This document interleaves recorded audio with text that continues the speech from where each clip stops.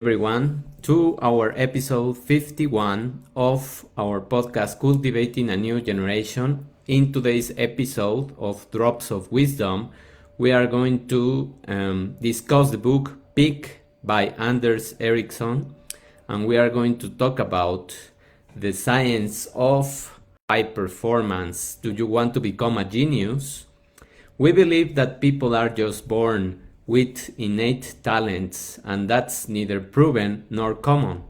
It's usually through repetition, through discipline, through a clear vision and deep obsession for what you do that will allow you to become the next genius in your field.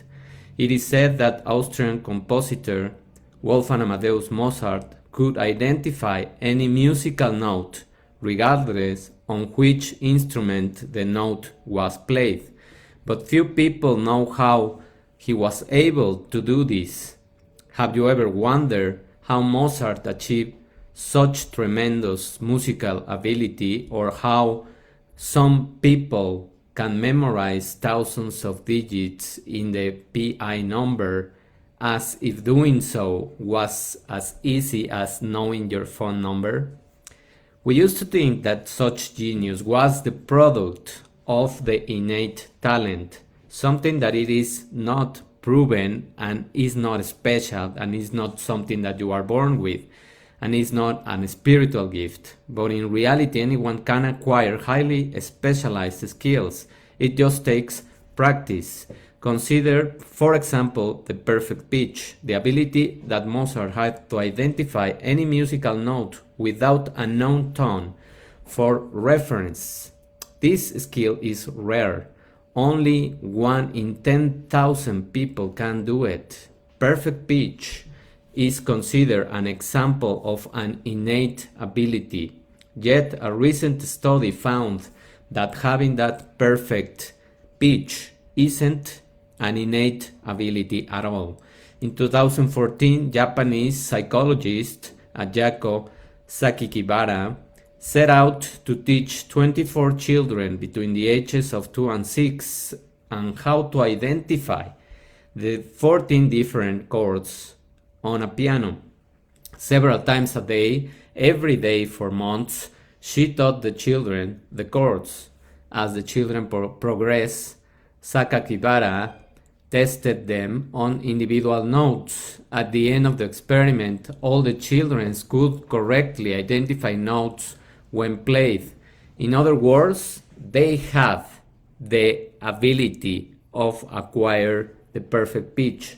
It stands to reason that with the right training, any person can learn the perfect pitch. Humans can develop highly specific skills regardless of the skill in question, be it music or otherwise, because of the way the brain responds to practicing. When you read the words Mona Lisa, for example, you probably think of the famous painting of a mysterious smiling woman by Leonardo da Vinci. When this happens, your brain sees the picture. This is called a mental representation of the things. Mental representations are structures that are stored in the brain that correlate to particular objects, images, movements, or anything that the brain might have processed and stored for later retrieval. In a broad sense, mental representations allow you to sidestep your short-term memory over the long-term ability, and that can be quite useful.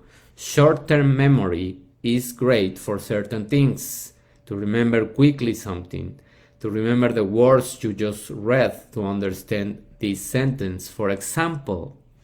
But to memorize an entire language, you need the power and capacity of your long-term memory. Mental representations also play a role as a performance booster. We know it takes years of practice to become an expert in a field, whether driving a taxi or playing chess. Only through practice can you develop detailed representations of the situations or movements that matter to your performance. For example, take Michael Phelps.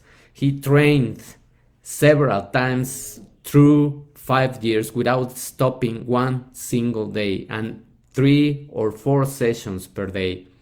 He even memorized the number of strokes he needed to get to the other side of the pool. So when he had an experience where water came into his goggles, he started to count the strokes in order to arrive to the next side of the pool and win the gold medal in that specific competition. So do you think a musician, an athlete, a scientist, or an entrepreneur develop their skills and talents overnight? That's unlikely. They probably use purposeful practice to achieve success. This technique pushes you to build skills, to set up a program, to schedule the things that you have to do in a day, and through several mechanisms, including setting clear, specific goals and being focused on what you want, and dividing those steps into smaller, achieving tasks, leaving your comfort zone and receiving constant feedback, you will improve and do this as any other genius. A Carnegie Mellon University undergraduate named Steve was asked to memorize an ever-expanding string of numbers. As the string was read out to him out loud in 1 second intervals, Steve did not already have any particular facility with numbers or memorizing. In general, most people can memorize around 7 digits without much trouble. And initially, Steve proved no different. But with lots of training and practice, Steve could memorize chains of numbers that were 82 digits long. How he did this? First, Steve had a clear and specific goal to memorize more numbers than he could previously. So that's the first step, dividing and putting small pieces of the goal into action.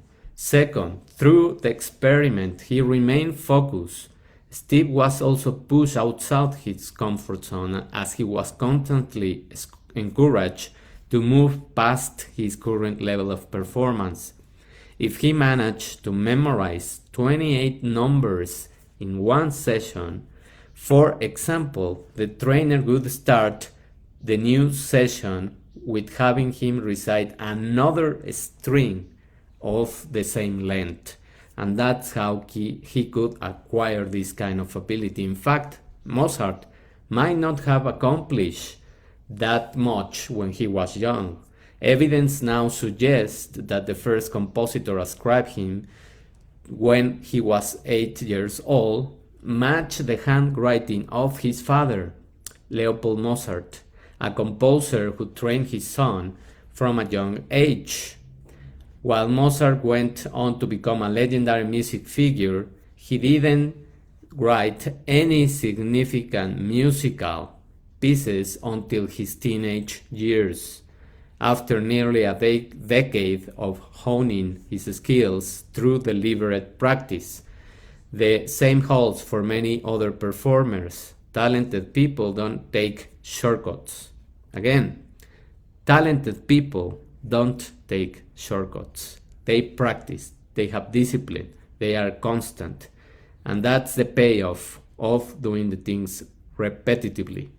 They've practiced deliberately for years, building their brains, building the pathways, creating neuroplasticity, and expanding the capacities by creating advanced mental representations, which is just visualizing, programming your day, schedule the things that you have to do, and just rehearse the important things that you want to succeed.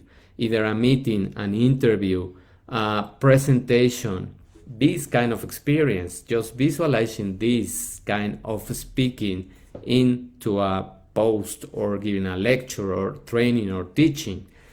Anything that you want, you can rehearse in your mind, visualize it, and make it happen. So how can I summarize all this information into just 2 quotes? Well, the first one is only through practice can you develop detailed representations of the situations or movements that matter to your performance.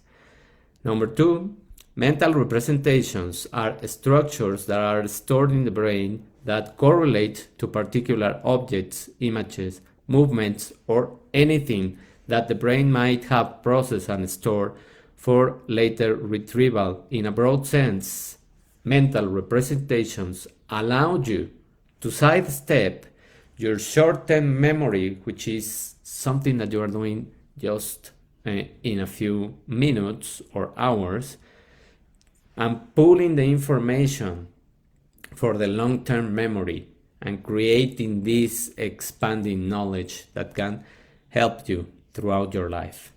Thank you very much for being here, for paying attention, and if you resonated or have a comment or question, just give me a reaction, a comment, and of course I would really appreciate if you share this information in your networks. Thank you very much. Have a wonderful Wednesday afternoon, and we will listen to each other in our next episode.